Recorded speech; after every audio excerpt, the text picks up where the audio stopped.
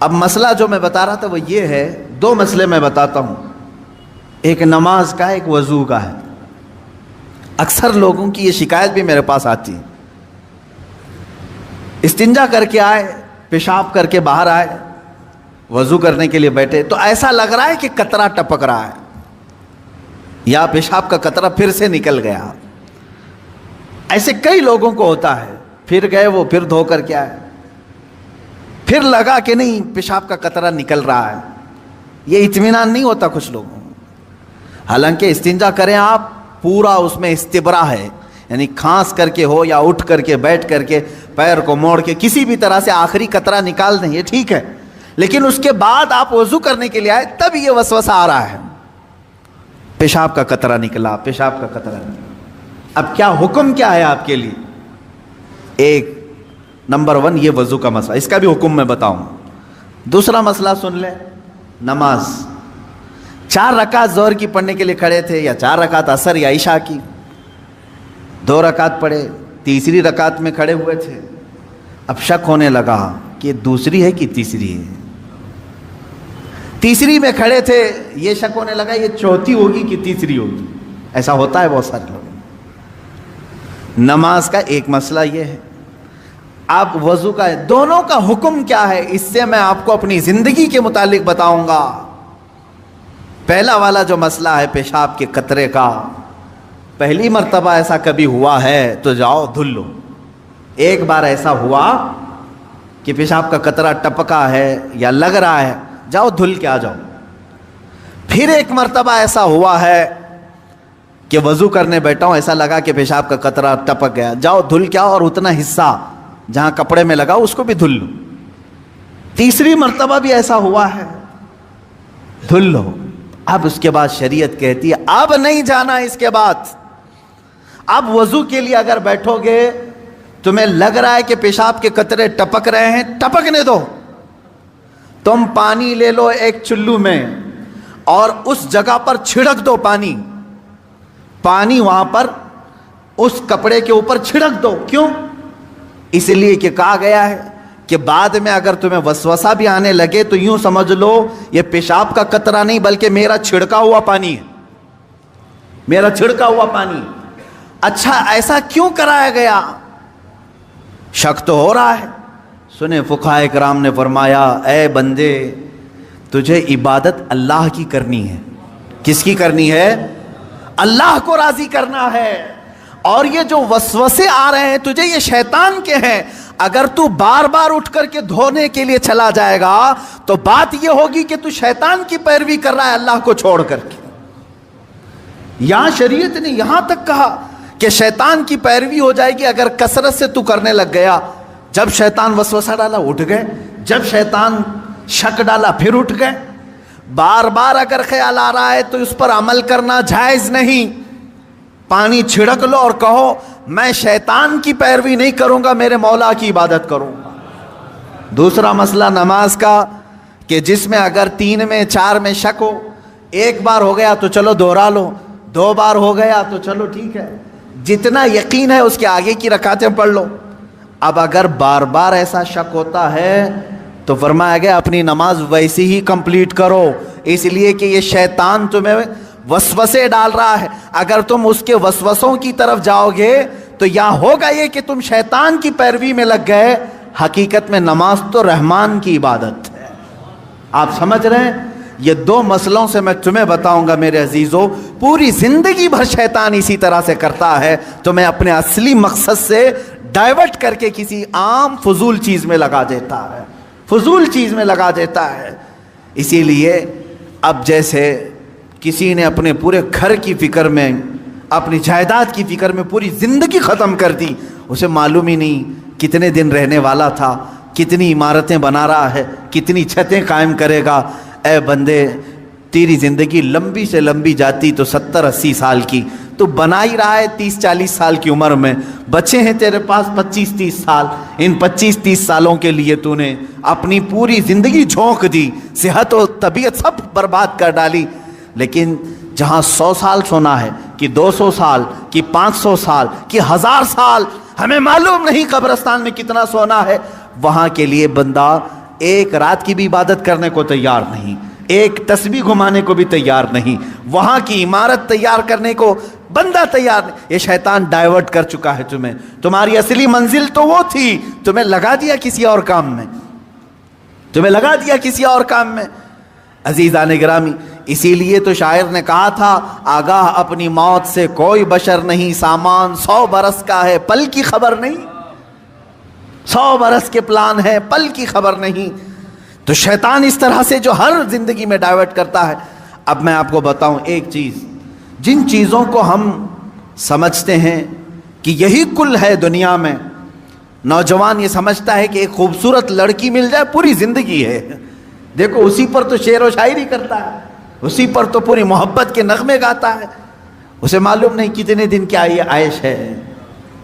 اور کچھ لوگ یہ سمجھتے ہیں کہ مال، گاڑی، کار، بنگلہ ہو جائے یہی سب کچھ ہے۔ تقریباً انہی میں ہم سب دوڑ رہے ہیں، انہی میں ہم دوڑ رہے ہیں۔ ایک بادشاہ نے اعلان کیا کہ آج میری عنایتوں کا دریا جوش میں ہے، میں خوب عطا کروں گا۔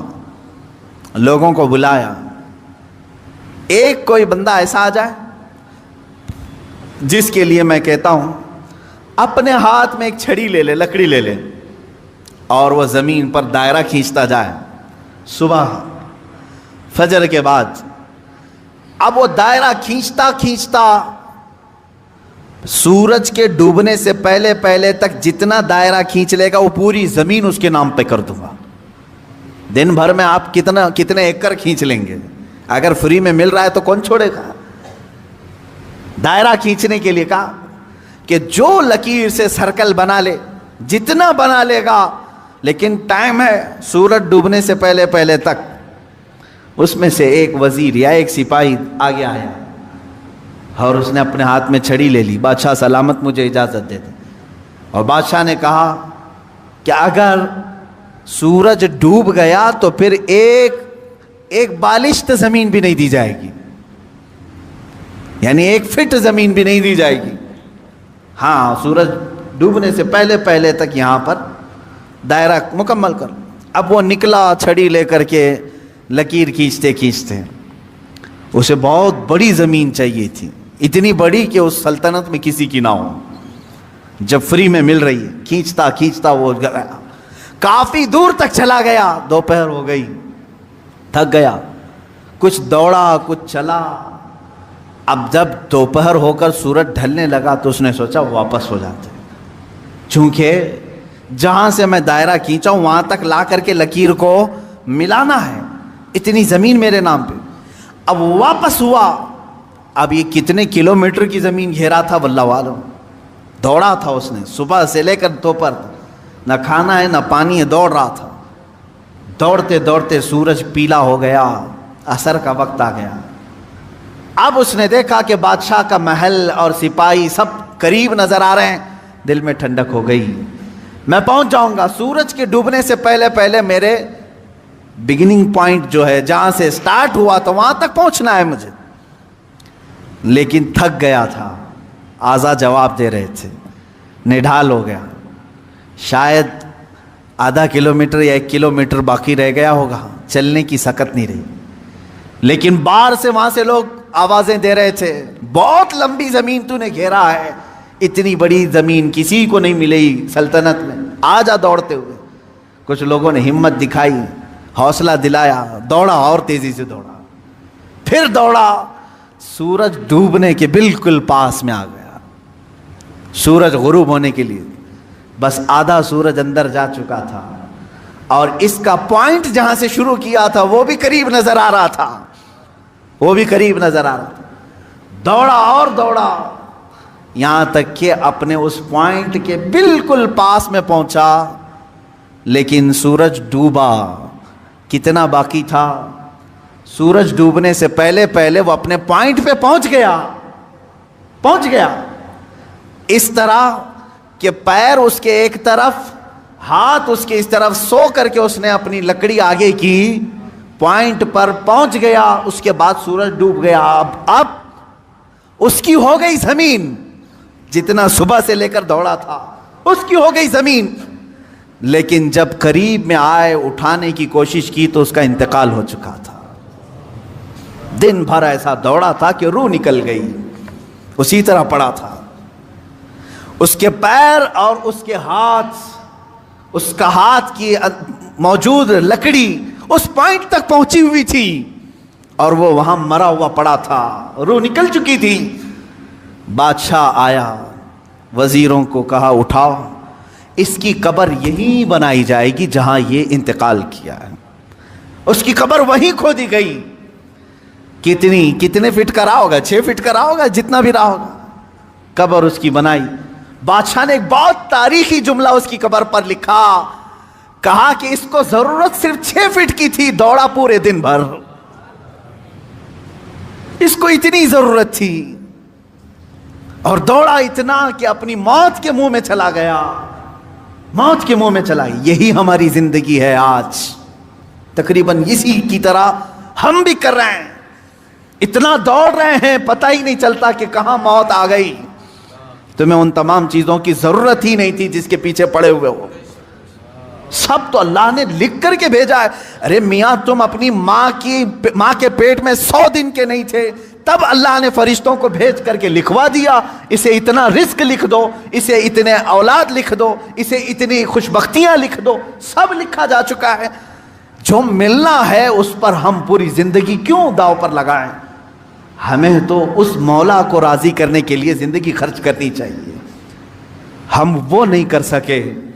میں یہاں چند بزرگوں کی بات بتا دوں. اللہ والے کیا دنیا میں انہوں نے کچھ حاصل نہیں کیا؟ مخدوم علی شاہ مینا رحمۃ اللہ تعالی علیہ، محمد شاہ مینا رحمۃ اللہ علیہ، لکھنؤ کے بڑے بزرگ، ان کی سیرت میں میں نے پڑھا. جانتے ہیں عبادت بھی کیسے کرتے تھے؟ اللہ اکبر. رات کے وقت کھلی دیوار جو ہوتی، کمپاؤنڈ جیسے ہوتا ہے، دیوار کے اوپر کھڑے ہو جاتے تھے، عبادت کے لیے کھڑے ہوتے تھے. ادھر بھی نیچے، ادھر بھی نیچے، بیچ میں دیوار ہے. کھڑے کھڑے عبادت کرتے تھے رات تک. لوگ کہتے کہ حضور مسجد ہے، نیچے صحن ہے، آرام سے کریں. کہتے ہیں جب آرام ملتا ہے تو نیند آ جاتی ہے، آرام ملتا ہے تو نیند آ جاتی ہے. میں دیوار پر کھڑا ہوتا ہوں اور رات کو نیند آتی ہے تو کبھی کبھار دیوار سے گر جاتا ہوں. تو کہا گر جاتے ہیں پھر بھی کھڑے ہوتے ہیں؟ کہا ہاں، جو جسم غافل ہوگا اس کی سزا یہی ہے کہ وہ دیوار سے گرایا جائے. جو اپنے مولا سے غافل ہو اس کی سزا یہی ہے کہ اسے گرایا جائے. یہ اللہ والے تھے جو لمحے بھر کے لیے غافل ہوتے تو اپنی جسموں کو سزا دے دیتے تھے. حضرت سیدنا ابو بکر شبلی رحمۃ اللہ تعالی علیہ، یہ ہمارے سلسلہ قادریہ کے بڑے بزرگ ہیں. بحر شبلی شیر حق دنیا کے کتوں سے بچا، ایک کارک عبد واحد بے ریا کے واسطے. ہم شجرہ میں پڑھتے ہیں ان کا نام. حضرت ابو بکر شبلی رحمۃ اللہ علیہ بغداد شریف کے بزرگ ہیں. سیدنا امام اعظم ابو حنیفہ رضی اللہ تعالیٰ عنہ کے پڑوس میں دفن ہیں. آپ جب رات کو ذکر الہی کے لیے کھڑے ہوتے یا عبادت کے لیے کھڑے ہوتے، ایک مرتبہ ایسا ہوا کہ آپ کو جھپکی آئی، نیند آئی. یہاں تو لوگ رات تو چھوڑیں، جمعہ میں سوتے ہیں. بہت سارے لوگ تو جمعہ میں اپنی نیند کمپلیٹ کر کے آتے ہیں. پتہ ہی نہیں چلا کہ امام کب کھڑا ہوا، اقامت کب ہوئی، خطبہ تو پورا نیند میں چلا گیا. واللہ عالم سوتے ہیں یا پھر کشف کرتے ہیں، مراقبہ کرتے ہیں، 4تھی منزل پر پہنچتے ہوں.